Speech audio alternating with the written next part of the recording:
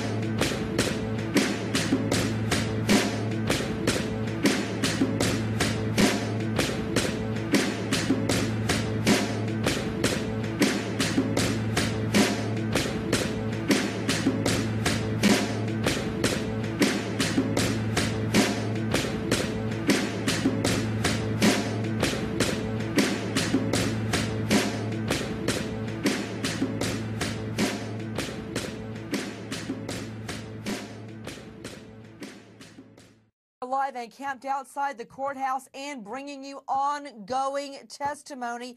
You're not missing a word of live testimony. While we are waiting to resume testimony in that Phoenix courthouse, we have had our entire staff, including me, combing through video, combing through documents, and we have uncovered what we believe to be, as of yet, unseen police interrogation of Jodi Arias. Now, I'm going to play that for you because I want you to see it. As soon as we hear their resuming testimony, we're going to go straight back in. Roll the police interrogation video, please, Dana. Other than arguments, no anger issues.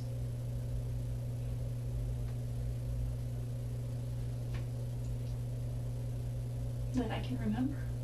Oh, I kicked a dog once.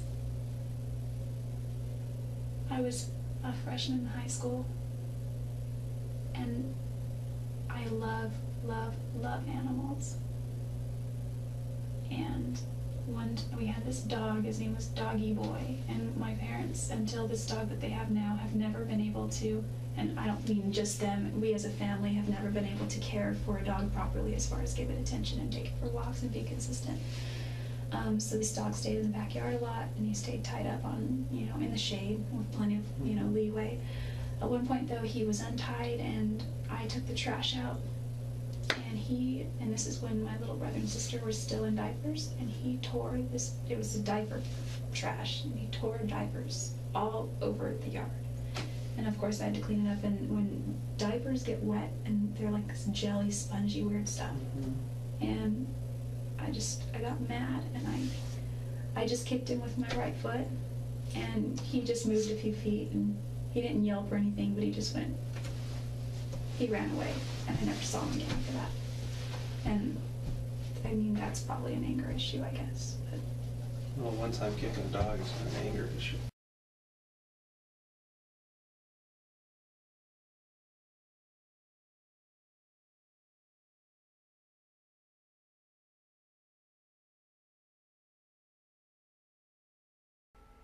Can we approach, Your Honor? You may. Sidebar conferences in the Jodi Arias trial were held in hushed tones with the blare of white noise filling the rest of the courtroom. The only people who knew what was going on in front of the bench were the judge, attorneys, and court reporter. Only now are we hearing just how far Prosecutor Juan Martinez wanted to dive into cross-examination with defense expert witness Alice LaViolette, at one point asking permission to introduce what he claims was evidence of animal torture at the hands of Jodi Arias. 558 talks about torturing pets. The defendant tortured her cat, and I want to get into that. And it's in her notes, and it's something that she knows about. In fact, a juror wondered as much. This question I uncovered in court files shows an anonymous juror turned in a question that the judge did not read in court. My argument is going to be that if anybody's the abuser here, it's her. And that's where I'm headed. Judge Stevens asked the Bulldog prosecutor for Miss LaViolette's report. However, Mr. Martinez, I did read the notes, and it says that she poked at the cat and she slapped the dog, but I don't know that that rises to the level of torturing a pet, which is what is listed on the, under terrorism, it says torturing pets.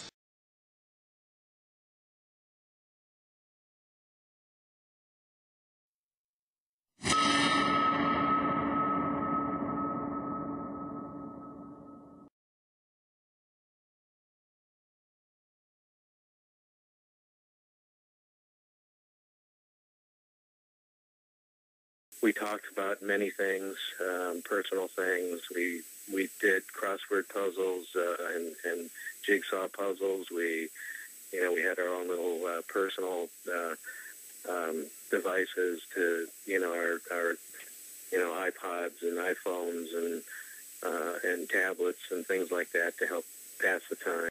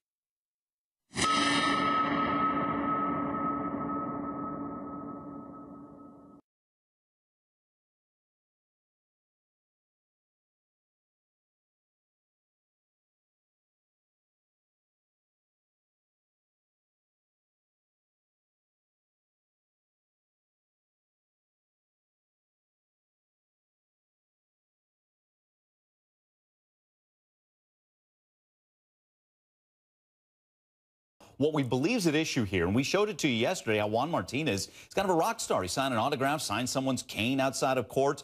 Well, Gene may have seen this, and I think what Kirk Nurmi's going here, he was trying to get to the bottom of whether Gene saw a potential juror seeing this. So let's hit the play button as we see some of the activity outside. Folks lining up to get a picture with Juan Martinez. Again, let's hit the play button. And it's Gene Casares and Kirk Nurmi. Let's listen. And in one of those reports, you reported that you made observations of a juror seeing Mr. Martinez outside the courtroom, right? I did not. If I could explain, I will tell you the question posed to me and my answer that I gave. Okay. They were doing a segment on Mr. Martinez and the public wanting to shake his hand, wanting autographs, wanting pictures. And so I was asked, as a correspondent and as an attorney, I believe, my thoughts on that. And I said that I see the video, and I said I have seen a juror just sitting outside the front door of the courthouse. I've seen him walk through the front doors. To me, jurors are sacred, but I can look because I have eyes. Fair enough. And I said my concern would be if a juror would see that. That would be my concern. And based on you're telling us that you didn't observe any jurors seeing that? No, but I have seen at least one juror outside, and I saw the video. I did not witness the video of Mr. Martinez with my own eyes, but I just said that because many people were saying it was great and it was wonderful, and my thought was, legally speaking, my concern would be if a juror would see that. Okay. Moment there. And if I may approach. You may. Mr. Casares, I want to show you what's been marked for the purposes of this hearing as exhibit number 1. Do you recognize the woman in exhibit number 1 with Mr. Martinez? Yes, I do. I don't know her. I recognize her. Okay. She works for your network, doesn't she? I don't believe so, but that's not my job to know who works for the network and who doesn't. Okay. And in the photograph, do you see Mr. Martinez and this young lady? Yes. Okay.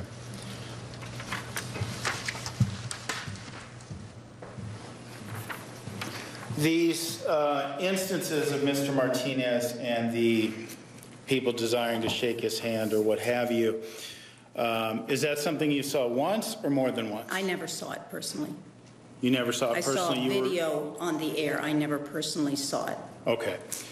So what you saw was what was online, what was posted online? Is that what you on HLN, when they were doing a segment and they showed some video and then asked me a question.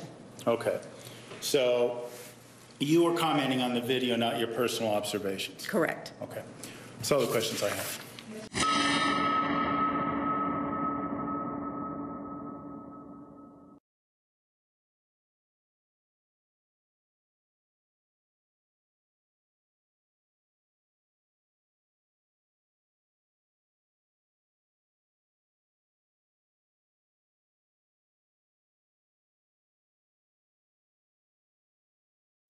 I'm very sure in my own mind that she was mentally and verbally abused.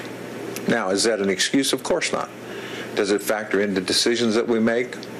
It has to.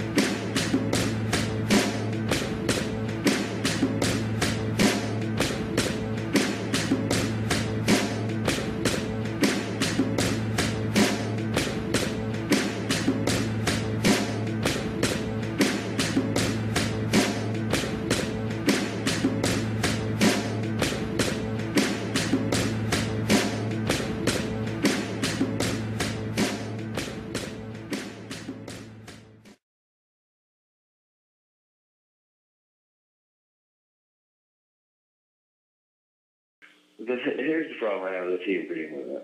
Their idea of social time is to get drunk. I don't like those people. I respect them as business people, but that's about it. They just don't have a soul.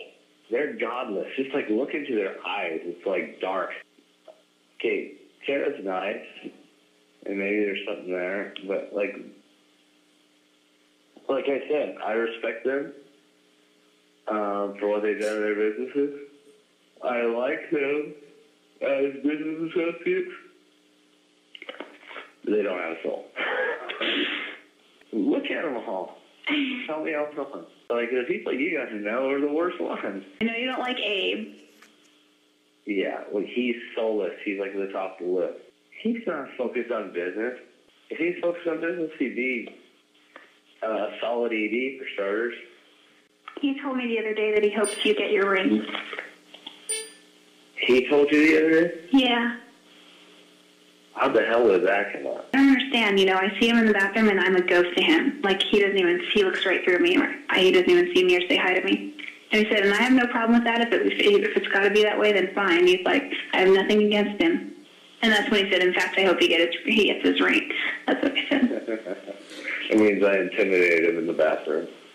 He's a ghost to me because what am I supposed to say? Hey, you kissed my girlfriend?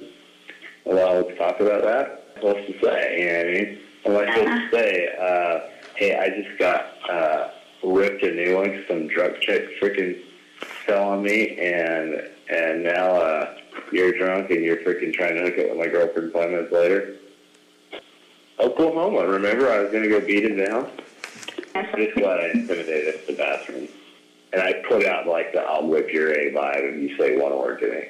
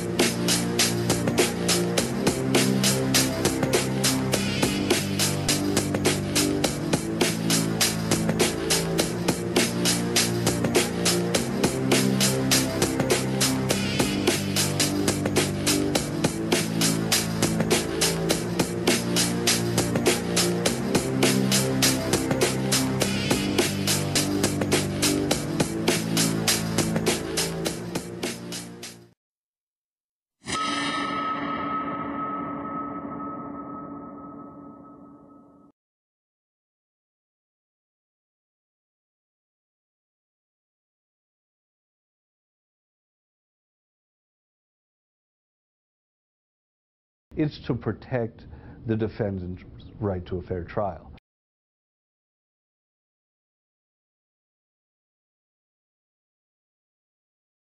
Arizona really has a history of trying to stay away from sequestering jurors. It's a punishment for the jury, and that's why a lot of judges try the best they can to stay away from it.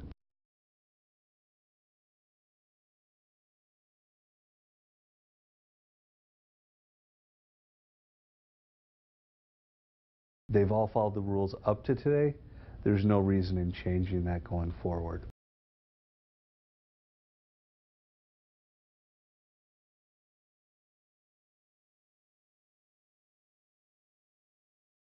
If we are to believe, the court asks the question of the jurors every morning, have you seen, or not every morning, on a weekly basis, have you seen anything on the media in a group?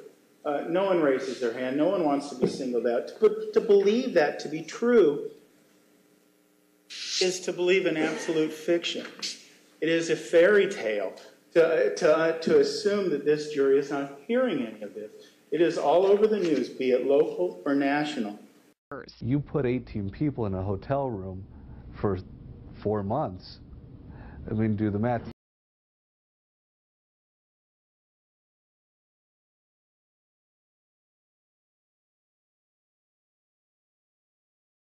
Now, just to give you a little bit of perspective on the cost factor of sequestering the Arias jury, if the jurors were sequestered just for the 41 days the trial's been in session, the hotel bill for the county would be more than $55,000.